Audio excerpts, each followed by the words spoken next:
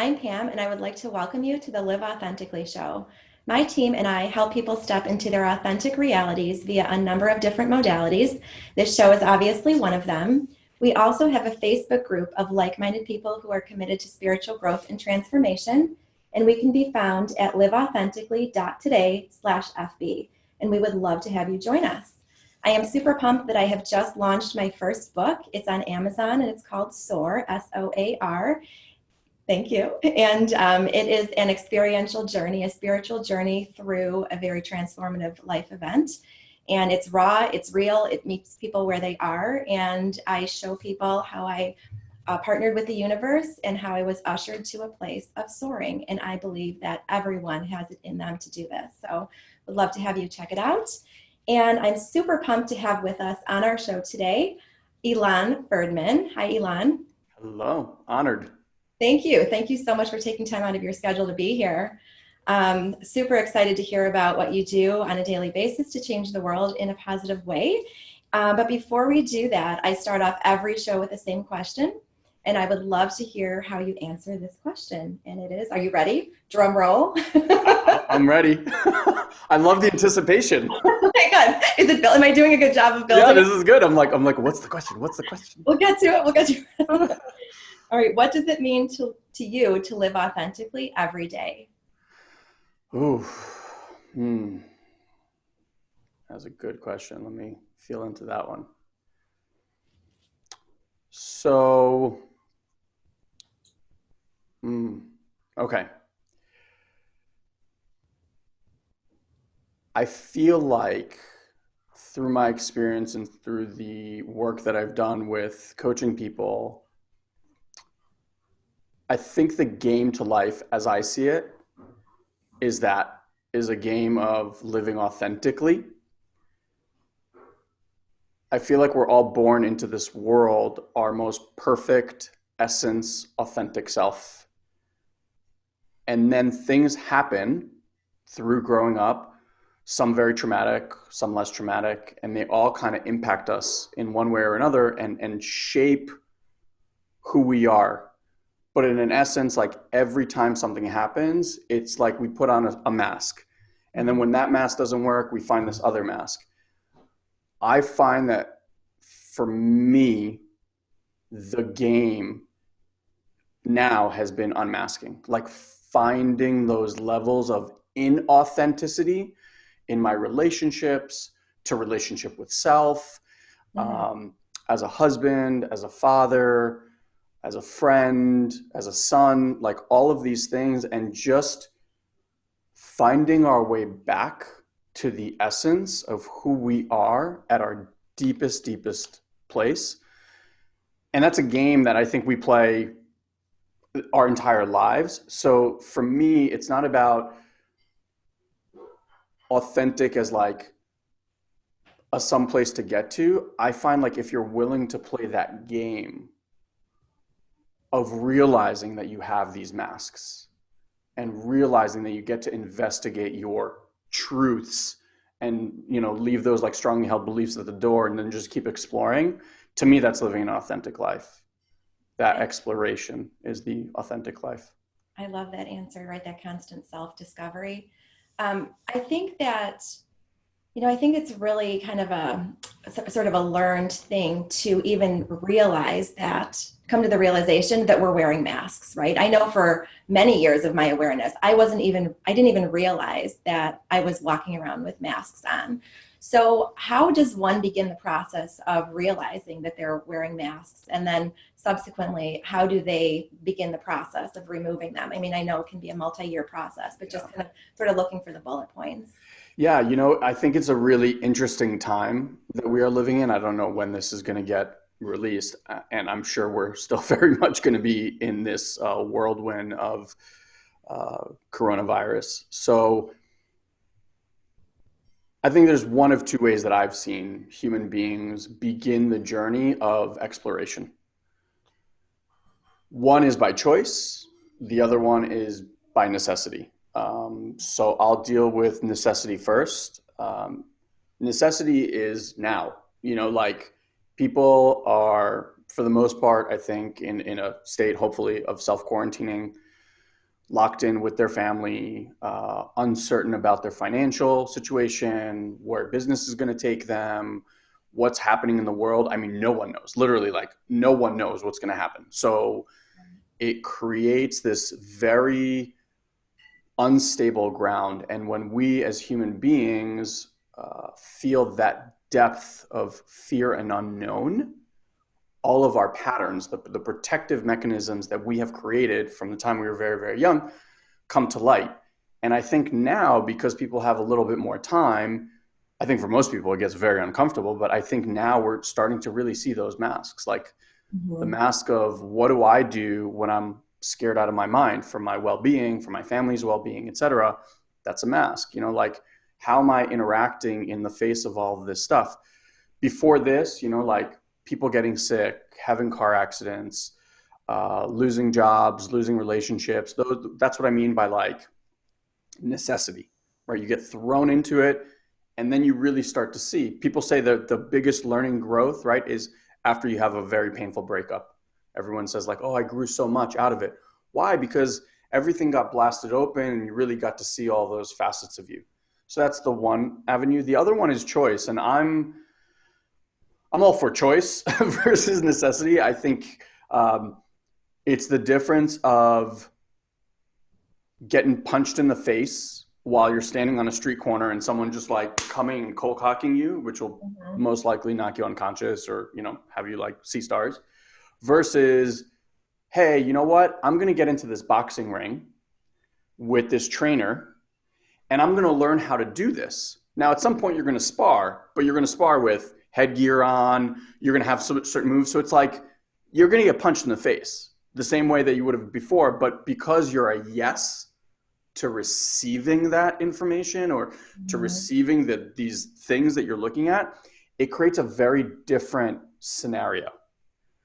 And then the other part that I would add by choice is like, for me, working with mentors, healers, thought leaders, things like that, having someone by your side as you go and unmask and reveal these things is so much easier than getting slapped or punched in the face and being on your own. So I think that's kind of the two paths. How you start, I think it just always starts with a question. I think there's like a deep part of every one of us that knows innately that there's more. Right. It's this thing. The phrase that I keep hearing all the time is like, "There's got to be more," or Mm-hmm. "There's got to be a different way." And I think once you even are put yourself on that path of like at least exploration, the perfect book might show up, the perfect podcast might show up, Right. something will show itself to you, but it always just starts with the inquiry. And then Right. it's like, you're pulling that thread and everything just starts to unravel and the next piece shows and the next piece shows and the next piece shows. But yeah, it's as simple as having the question and then the desire. Right. Right. Great answer. Thank you. And I would have to, definitely echo that. And I feel like for me personally, I was sort of a product of that social conditioning or that societal conditioning where, I We went are. down that checkbox.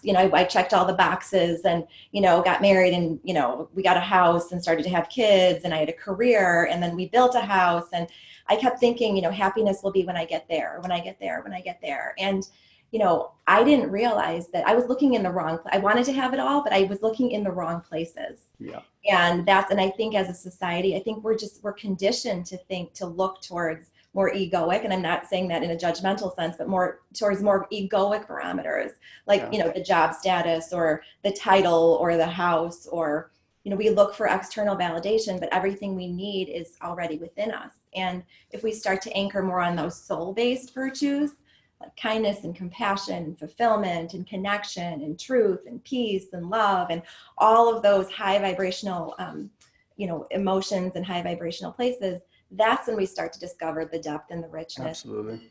of life. And I think for people, it does take, we all have different catalysts that happen to us. Sometimes it's a job loss or a move, or, it doesn't have to be as monumental as what we're going through right now, but it could be as simple as song lyrics. Like you said, the perfect book shows up, or the podcast shows up, or you hear song lyrics that speak to you, or a verse from a poem, or whatever it is. But we all have different catalysts that move us and awaken us at different times. Yeah. And this one that we're all dealing with now is huge. It's spurring the biggest mass awakening that I think humanity has ever seen. It's the macro of the micro. So the work that I've been doing both personally and with clients is like uncovering those things, right? Just putting yourself in a situation that allows you to see the parts that no longer serve. Right. And you said with the, like out there, like check this box, check this box. I actually call it the last box syndrome, because a lot of the successful people that we work with have the same thing, where it's like you have this map in your head. Right.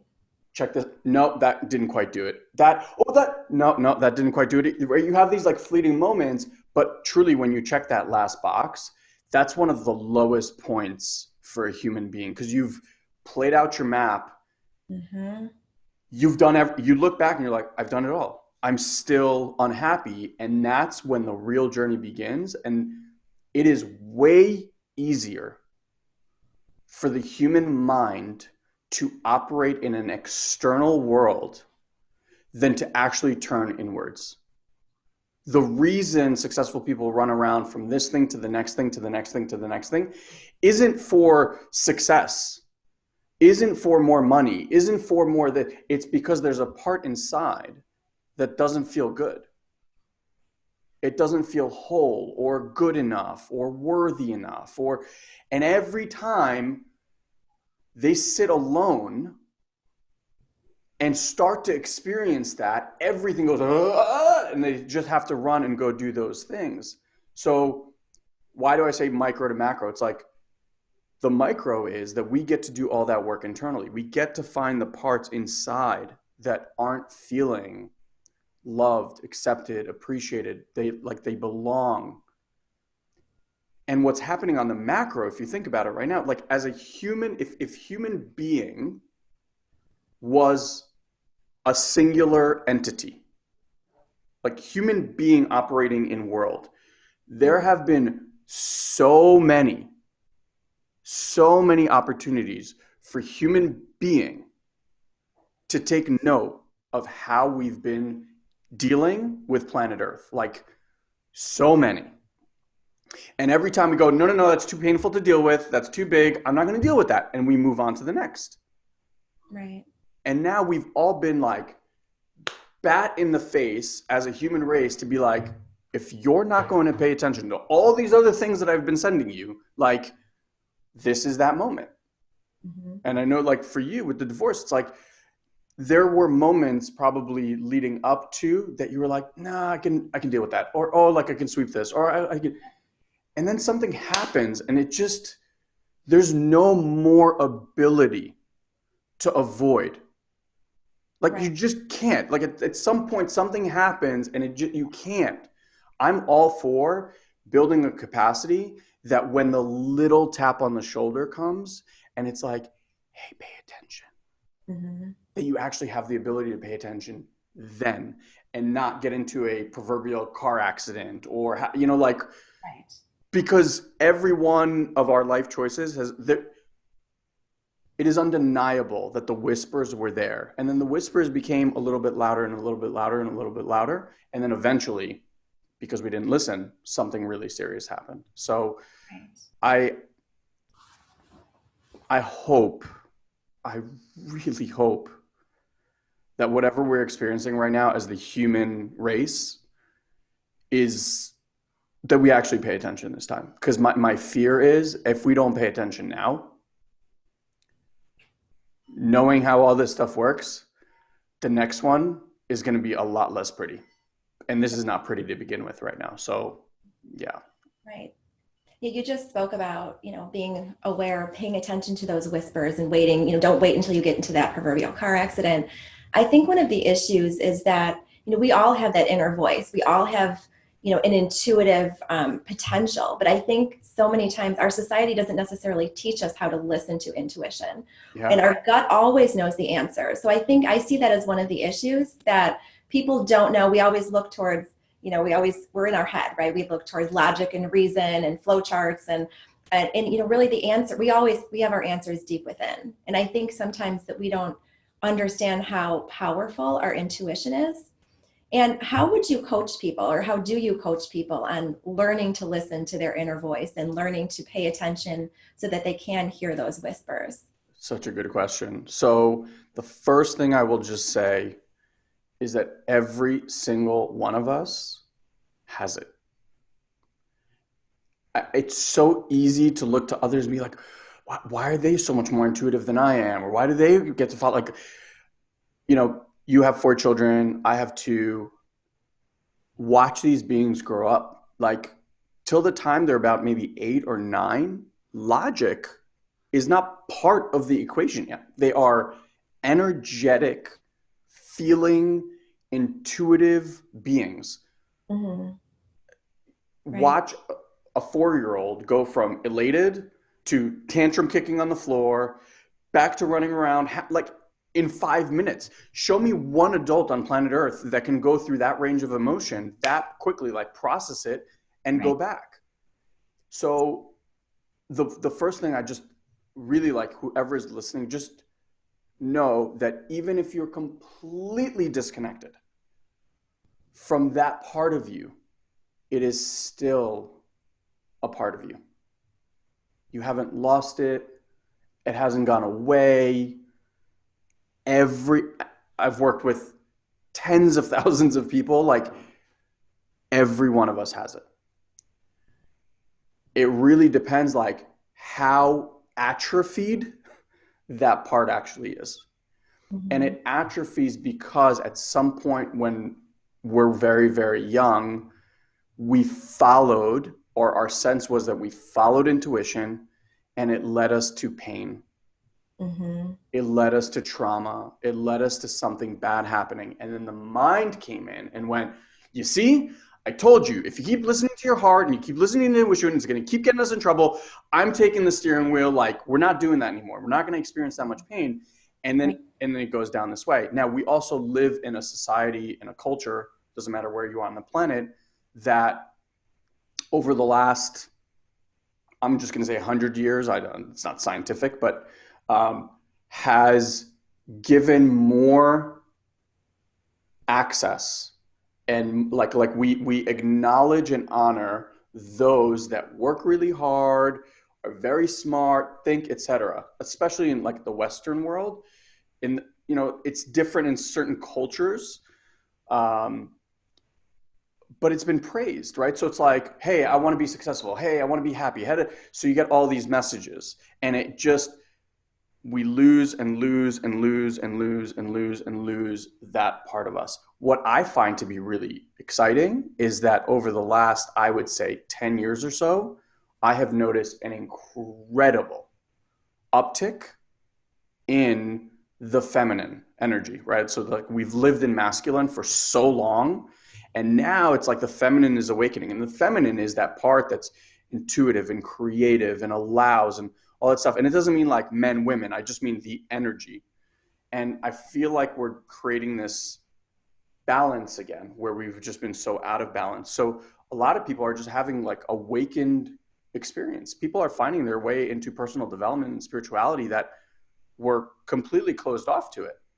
Right. And it's Right. happening more and more and more.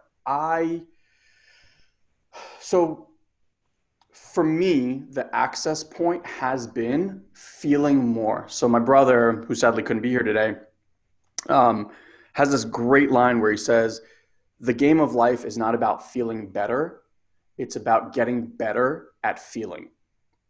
I love that. And intuition comes from a felt sense. Our mind works in linearity, logic, rationale. Intuition talks none of that language. Intuition is love, fulfillment, well being, passion, peace. The mind cares not one iota about any of that stuff. It just wants survival. It wants to know that you can live and survive another day. That's it.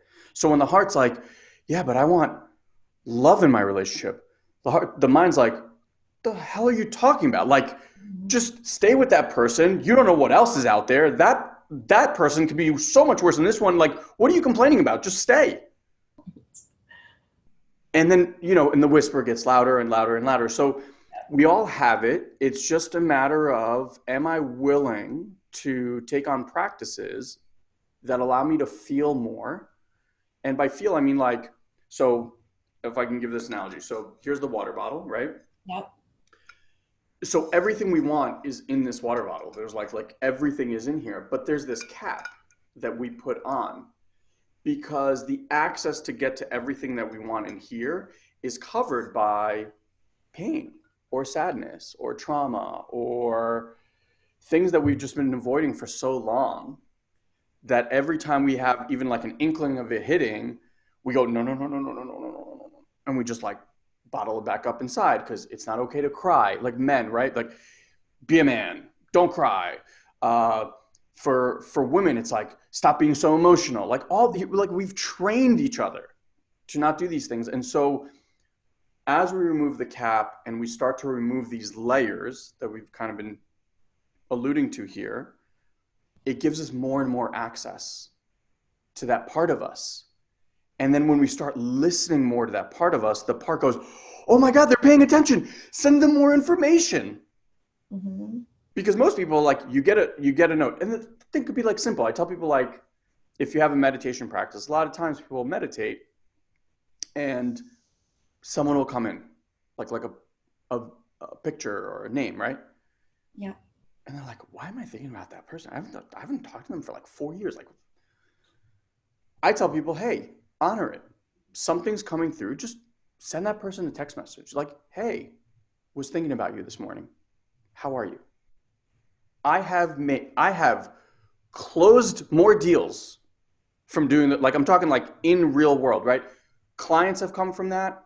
Partnerships have come from that. Relationships have been reborn. Like, it's incredible because when we're tapped into this field and something comes through, if we go to it like that makes no logical sense, now you've given more power to the mind. If you go to, well, that's interesting, I'm going to reach out to that person. 9 out of 10 times, this is the response I get. Oh my God, I was just talking about you to a friend of mine the other day. Right. Yeah. It's like we're always pinging each other. And so I find that the more that we trust that, the more it wants to feed you. Right. Right. So just kind of like snowball effect. And what are some things, I mean, if someone is, if someone listening to this is saying, I would love to get more in touch with my intuitive side. I would love to move into that space of being able to be open to to feeling more. What are some practices or modalities that they can start to work into their daily life, simple ones, that can kind of put them on that path? Yeah, such a great question. So I'm all for, and this is why I love these kind of questions, because I feel like in this world, things can get very esoteric and woo-woo. And I'm all about like, okay, let's take the woo-woo, which is awesome, but like, how do you actually use that in your everyday life? Honestly, the easiest way to do it is by creating a meditation practice, an ongoing, every day, even if it's 5 minutes. It doesn't have to be a big thing. You create a meditation practice. Couple things I will say about that. Anytime you sit and meditate, whether your mind is going berserk, whether your body's going berserk, whether you're doing to-do lists in your mind, whether your body's like shaking and itching because you can't sit still, I just want to point out that that's all perfect meditation. People have this thing like, I got to get to this place where there's no voice and it's just dark and crap. Like just get it out of your head, the delusion of, I've been meditating every single day for almost 5 years. Listen, there are days that I sit and like my mind's going bananas. that's what it gets to happen. Like that's it. That's the meditation for that day. What we started doing now more is these more like, and if your audience wants, we actually have a couple of free meditations that we just give to people if that's of interest to them. And they're guided in a way that it's more of an active meditation where Okay. we're actually using the mind Mm-hmm. for what it's designed to do, to actually help us find the parts internally that are blocked, contracted, closed off from receiving that intuitive message. And in that practice, you actually start to open up the system to receive more of these messages. So like I'm all for when I sit, I do more act. I used to do the just like focus on your breath. I was like, my God, I suck at this. Like, when does this become easier?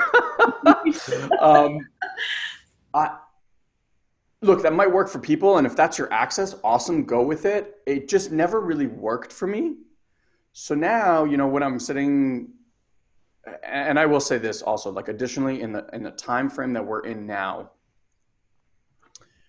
I have found something really interesting in meditation. Is I used to wake up at like 4:30 and meditate when everything was dark, the Mm-hmm. world was still. It was like the world hasn't woken up yet, and I was like the only human, and I just had so much access and so much, it was just dark and it could just drop in real fast and like be in this beautiful state. Now, interestingly enough, there's like two energies in the world. There's the cloud, like this black cloud of the human collective that's very dark and dense and heavy. There's a lot of fear and doubt. There's a lot of stuff. And at the same time, there's this other thing that I've been able to tap into, which is that stillness. And it's available it's available now. It's just there. It's not like but it constantly has that energy where you can like sit at 2 p.m. and just tap into this like stillness. And it's been really profound. So I think now more than ever, there's an opportunity for people to create these meditation practices. And the one thing I will say is this: daily is so important. It's not about length, it's about consistency. Mm-hmm. Commit to 5 minutes every day for 30 days. Like, do a 30-day challenge. I know anyone, like, you could do anything for 30 days. And we all have more time than ever right now. So Right. it's like 5 minutes every day. I would say keep it simple and do it at the same time. Like, it makes easier. And then after 30 days, what inevitably happens is you will miss a day. And that day will feel different than the other ones. So like on day 44, you're gonna miss it. You're like, man, I was super edgy today. Like I yelled at my kids. I just got really upset. And I was like, what did I do? Oh, I didn't meditate today. And it creates this like actual tangible feeling of like, wow, that is doing something. And I Mm-hmm. think once you have that moment, you realize like how important it is. But that is the easiest, best way to tap into your intuition. In the stillness is where intuition speaks. And then, like you'll find your doorways. Hopefully, for those that are really interested, like work with somebody, because getting reflection from someone about where you're blocked off from receiving is so, so important. And could you do it on your own? Yeah, absolutely. I'm like a shortcut guy. So I want now, not like, oh, 10 years from now, I want like, I don't have, patience is one of those things that I keep working on. It's one of my focal points too for Yeah. myself. Right. Yeah. So again, I would like to echo that too about meditation and having no expectations. When I first started to meditate, Totally. it actually made me kind of cranky, in the spirit of being fully Yep. honest. I just, because I felt like I wasn't doing it right. I had Exactly. these expectations that I should be able to sit and have no, for a period of 10 minutes or so, have no thoughts whatsoever. And I didn't know how to just simply be an observer of my thoughts and watch them float in and watch them float out and accept them for what they were and just and flow with it. And once I learned to release expectations and accept whatever came my way during that time, the game totally changed. Totally. I had two mentors that taught me something really interesting about meditation after I had already been meditating for years. One said, it's not important what happens during your meditation. It's important what happens in the next 23 and a half hours. He was like assuming like a 30-minute meditation. He's like, so it's what happens the next 23 and a half hours or whatever it is, right? And I was like, that's so interesting. And then the other one added this other piece that made it really great for me. It's like, what if, so what we're trying to do is we're trying to get into our parasympathetic nervous system. So we're trying to get the nervous system from being like in a heightened, freaking out state all the time into this place of just finding ground and safety. Now, in order for that nervous system to lock into that new state, not even in that moment, but like throughout your day to train it to do that, what needs to happen is it gets to remove and release all the things in the way of it finding that tranquility. So, like, and that's what he said. He's like, if you sit and your mind is going crazy that day, just watch your mind going crazy because what your nervous system is actually doing, it's releasing all of that stuff that would otherwise impact you throughout the entire day. If your leg just keeps twitching, awesome. That's your intuitive body allowing this energy to process through your leg to be released so that you can have a better rest of your day. Like it's all intuitively knowing and guiding what needs to happen. And that's when I really learned like everything is perfect meditation. As long as you take time and say, this 5 minutes is my 5 minutes. Mm-hmm. That's it. And that could be, I now have like walking, awakened meditations. I have moments where I'll sit in front of the TV and I'll just drop into state and just like notice from here, how am I perceiving my situation? Like Mm-hmm. opened eyes, brushing teeth, working out. It doesn't matter what, like bring a new level of awareness as you do X. And that's meditation. And that's it. It becomes more of a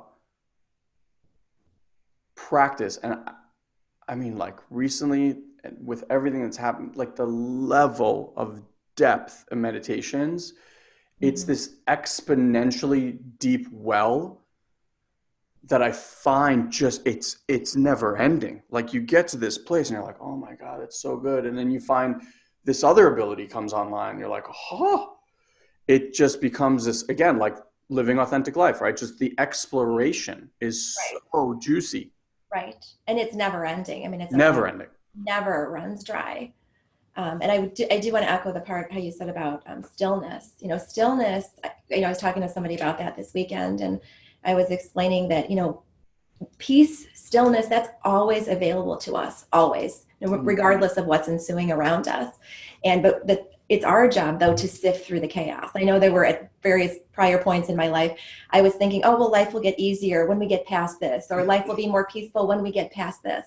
And I finally learned that, it's my job to find peace and stillness right here, right now, So good. regardless of what's happening in my external world. So good. And to extrapolate that into like what we're experiencing right now, because I know this is like a really heavy time. I have this deep felt sense knowing that the world that we're going to walk out into, whenever that might be, is going to energetically be so different than the world that we're in at the moment that these things that we're talking about and pointing to today are going to be the tools that create the new version of success in this new paradigm that we are going into. Right. And what's coming into question for a lot of people right now is these old, false, idolized belief systems and programs that have been running so long. And it's scary to take it off and leave it there because so much identity is tied to that thing. Right. But those tools do not get to come to where we're going. Now, whether you go through that process willingly or not, I think that's the choice we all get to make. Right. But like, I cannot see a version where we all come out and it's like life is as it was. I I agree. I can't. In any vision that I just can't see it. So who chooses to stay on this plane to play in the new paradigm is going to need some upgraded tools. Absolutely. Absolutely. Yeah. And that's one of the things I was talking with a friend about this too. Coping mechanisms. Right now, people are still looking towards those old paradigm coping mechanisms, Yep. right?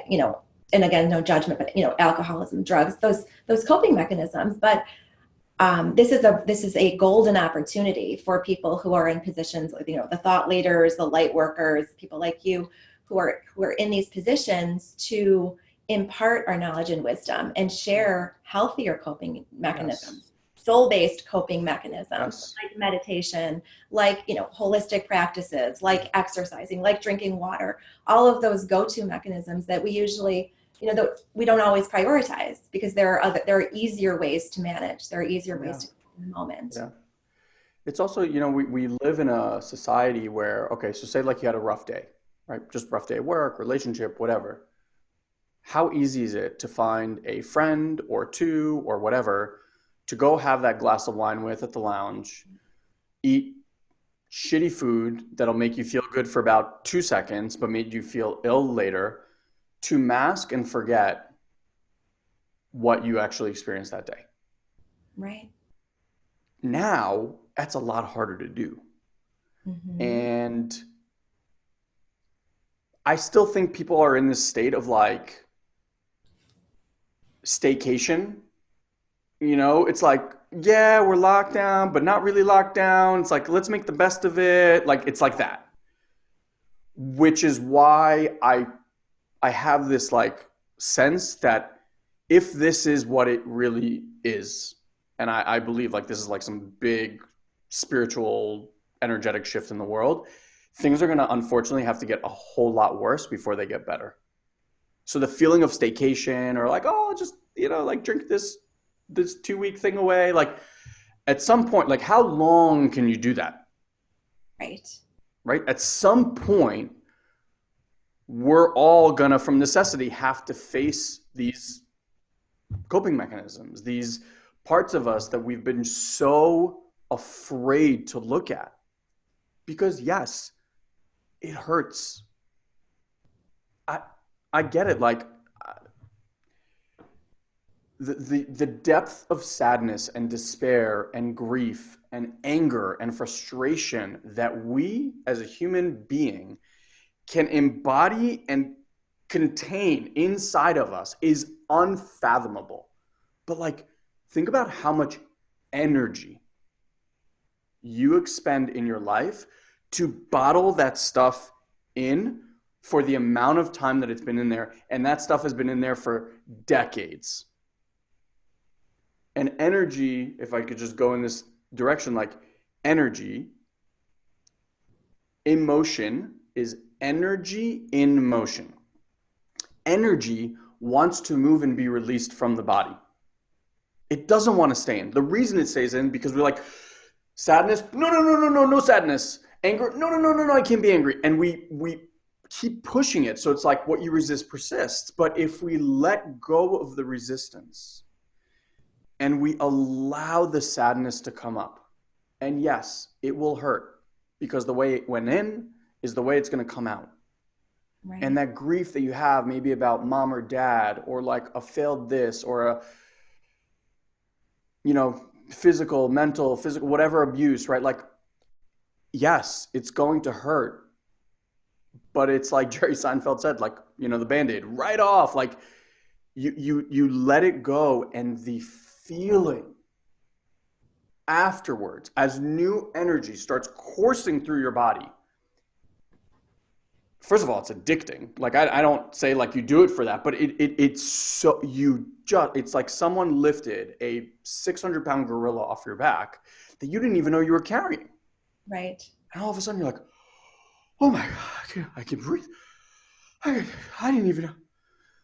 And now new information comes through and like new possibilities. And once you start on that path, it's like, oh yeah, let's just keep taking this stuff out. Like, let's, allow this stuff to move through. I feel like that's what we're all being called to do, on a global scale. Right. And I think those that take this opportunity to do that are going to set themselves up for unimaginable levels of love, purpose, whatever, the new definition of success is, peace, fulfillment. And those that don't, I think, are going to have a really, really difficult time. Yeah, I agree. I agree. I do hope that people will see the hidden gems in Mm-hmm. this scenario, and will really, take their growth and transformation to get on that ship of growth and transformation. Absolutely. I agree with you. It is addictive. There's no end to it, and it feels so good. I'm so anchored on, it makes me feel amazing whenever I'm working Yeah. on myself, physically, mentally, spiritually, emotionally. I Yeah. feel amazing. And I'm so anchored to and addicted to that feeling that I refuse to feel any other way. And Yes. this is available, that again, I just want to stress, this is available to all of us, right? We all Totally. have it within us. We all have it within us to have it all, which is a perfect segue. I wanted to give you a little, some time to talk about Yeah. your business and, what you do. And I love your tagline, have it all. So, what that means and how people can get to a place of having it all. So if you wanted to just talk about Yeah. business for a little bit, I'd love to hear about it. I'll tell you a funny story about how having it all came through. So my brother and I are very much in our masculine. Like we are, we started a business, everything. We immigrant family. I moved to this country when I was 7 years old. We had no money, like sold everything. If you Okay. ever watch that movie, In America, with the I think it was like an Irish family. It was very Okay. similar to my upbringing. Okay. I actually remember like carrying a air conditioning unit on a skateboard down the street with my dad. Like it was, but because of that, it grounded us in a lot of different paradigms of like having to work really hard, being on our own, having to do everything on your own. Like we had no family here whatsoever. Mm-hmm. So very much in the masculine. We started doing a lot of personal development work, and the personal development work, I will say, because it's very like mindset work, is also very masculine. Especially the methodologies that I used early on was very like linear. It was beautiful, and it was very masculine. It wasn't till Guy and I started working with plant medicine, specifically ayahuasca, and ayahuasca is it's just a feminine energy. It's like a goddess or grandmother, like a very feminine. And it was during one of these ceremonies that I had this moment. I'm lying down and I just started to see like snippet by snippet by snippet by snippet by snippet, all of these different things that I have in my life.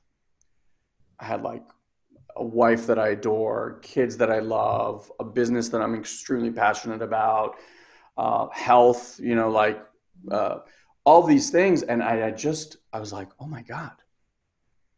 And then the godmother, she goes, you really have it all. And I was like, I have it all. I was like, I do have it all. And then that kind of started this whole like inquiry that I had of like, what is having it all? So I came out of this journey and I started asking people like, what's having it all mean to you? And what was super curious is that every person's definition of having it all was unique. Like having it all is a pretty broad sentence, but each person, like when you start in that inquiry, it's like it makes you think, like, what is having it all to me? Like, what would that actually look like? And I liked, so I came out, I was like, bro, I got this insight. Like, what do you think? And we sat there and he's like, I like it. I like it a lot. And so that's how having it all kind of came to be. Um, it is an invitation more than a phrase. It's a idea of an inquiry. Kind of like, right, you said, like, how do you start the path? I said, like, just ask a question. And a great question is like, what would having it all look like for me? Hmm. I love that. I love that. And you're right, it is so individual. And interestingly, I think I'm so drawn to this phrase because there's a section in my book that is called Having It All. And Hmm. I thought I had it all because my life looked like I did from the outside. But part of my journey was discovering that I didn't realize all those years that I didn't feel like I had it all. I Yes. looked like I had it all, but I didn't feel like I had it all. And I realized for me, I needed to get to a place where I felt, well, I guess it all, I guess I needed to redefine what it all was for me. Yes. That was part of my process is Yeah. I thought it And then, all the color, the Christmas card that had color coordinated outfits and all. Like I thought that was what the all was. And it was a very long and winding road that I had to get to a place that I realized that I didn't have a lot of those mhm. soul-based virtues. So I think it's like you said, it's different for everybody and everyone needs to, it's an Yeah. individual. And even at different times, it's different. And so I love that you say that because, like, one of the things that I would say is a really cool place to just start an inquiry is what you pointed to, which is the having it all you had, right? And you did have, Right. was the having it all of others. And what I mean by that, it's like you were programmed with certain messages of this is what having it all looks like, Pam. And you're like, oh, you know what? Yeah, that is. These kind of postcards and these kind of outfits and this kind of car and this kind of, and like we all create that. But when you stop to think, it's like, is that my having it all? Or is that your version of my having it all? Right. And that's a very different question. A lot of people, what I've noticed is we have shut down our needs so much that we don't even know what we want. Mm-hmm. It's just like, I think, why do you want that? I don't know. Right. Yeah. Good point. Right. There's, I've really shifted the way that I create and produce goals. And I don't know, it's coming through. So I'm going to share it with you guys. Like, look, I'm an entrepreneur. I've built multiple seven-figure businesses in multiple different industries. Um, I'm a high overachiever. Like everything that I do, whether it's school, sports, my Mm-hmm. fitness, like everything, right? There's something that I started to realize. It's like we create these goals, right? And like SMART goals, for example. I know people know those things. Yep. And what I started to tune into is like towards the end, right? Like, so you set a measurable time frame, and towards the end, you would look and you're like, I'm running out of time. I can't do this. I wanted to do this. And then all your stuff comes up like why you suck. For me, it was my big conversations. I'm a loser. It's like, you're such a fucking loser. Like everyone else is producing these results. Look at you, you lazy, like, and I'm sitting there and I'm like, why am I being yelled at by this voice in my head? I created the goal. Like I made this up. It's a game. And I started to realize, I was like, in that energy, right? When we're beating ourselves up, when we're like grinding ourselves down and making ourselves, are you ever, I mean, ever producing results worthwhile of you when you're in that state? And the answer I came was a resounding no. Like, no, you're producing crappy results. So I was like, okay, we got to rework this whole thing. When do I produce the best results? I produce the best results when I feel passion, Right. love. For me, that comes from being of service. Mm-hmm. Like I feel alive when I'm in service. So then the goal became not physical things like this amount of money in my bank account or this kind of house or this kind of car, or this many clients. It became like, how do I embody a feeling every single moment of every single day? Like, if my essence is of service, right? That became the priority. The goal is I want to experience being in service all the time. So that now gets sent out to the world. So now what does the world show me? It shows me more and more opportunities for me to experience myself being of service. Now, when I'm in that state, guess what happens? All the other things that I've wanted, the money, the health, the relation, like it just all comes out of the product of me living in that place all the time. And then I've added things to it like peace and well-being became really, really important to me. So it's like, now this is the funny part. When you ask for peace, what shows up is not peace. What shows up is every opportunity where you cannot find peace in that opportunity because Right. that's what gives you that growth. So it's like, you might be dealing with craziness at work or with your kids or something like that, but I have such a different outlook now. I'm not like, God damn it, why don't you pay attention to me? Blah, blah, blah, blah, blah. I'm like, oh, I have fallen way out of peace right now. So it's like, how do I find peace in this moment? Now that expands, right? Like that's the edge, expands Right. my edge. Okay, now I can experience more peace. And so, yeah, it's been a great game. And so like the having it all for me today is different than the having it all that I had when I created that. Like for me now it's more of the internal having it all. It's the Mhm. loving it all, like loving the sadness, the anger, the loser, the part that's really scared, like loving all of that. Um, and yeah, that's just been like the most beautiful and profound practice so far in my life. That's amazing. Thank you for sharing that. And that's been, again, such a big part of my journey too, is just figuring out what it all means to me and, and what that feeling is. And like to echo what you said, just having that, embodying that feeling, right? How do I embody that feeling? Because it is that point from which we attract. And I Yeah, think most people want our external world to be in a certain, to be a certain way before we feel good, but yeah, it actually works the other way around as always. we need to feel good. We need to feel amazing first, and then we attract from that point. Yeah. Before I want to be mindful of your time. Before we wrap up, are there any other things you want to say about your business with regard to services that you and Guy provide? Sure. Again, I think it's like a really interesting time. I feel like people can find us in a bunch of different ways. So we have our own podcast, which is called Personal Development Without the Fluff. It's a great free. We launch an episode every single week, all around these kind of conversations. And then the other place that I would say, like, if you're interested in having more of these conversations and finding out more, we have a really active Facebook group, also called Personal Development Without the Fluff. So really easy to find. Guy and I are in there all the time. We have our coaches in there. We have even a concierge service that, like, if you want to just find out what we offer and how we can support you, you can book a free call with our concierge, who's also one of our coaches. And yeah, if you have any questions, do you want to share the uh, meditation with them? Is it okay if we share that link? Absolutely. Yeah. Yeah. So if you go to satoriprime.com/meditate, so real simple, satoriprime.com/meditate, you can grab, there's a couple of recordings on there now that you could just start with.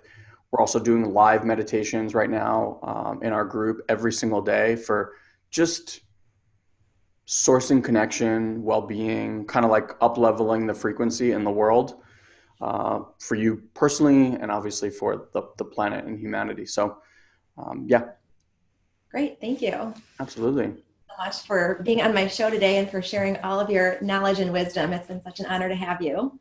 That was a pleasure. Amazing questions. And Thank you. Thank you very much for being here. And I would like to thank all of our viewers and listeners. time is a choice, and I am so grateful that you have consciously carved out some time of your day to listen to all of the infinite knowledge and wisdom that Ilan had to share with us. And again, I would love to have you join my Facebook group. I can be found at liveauthentically.today/FB. And also, if you're interested, check out my book. It's called Soar on Amazon. So thanks again, everyone, and have a great day.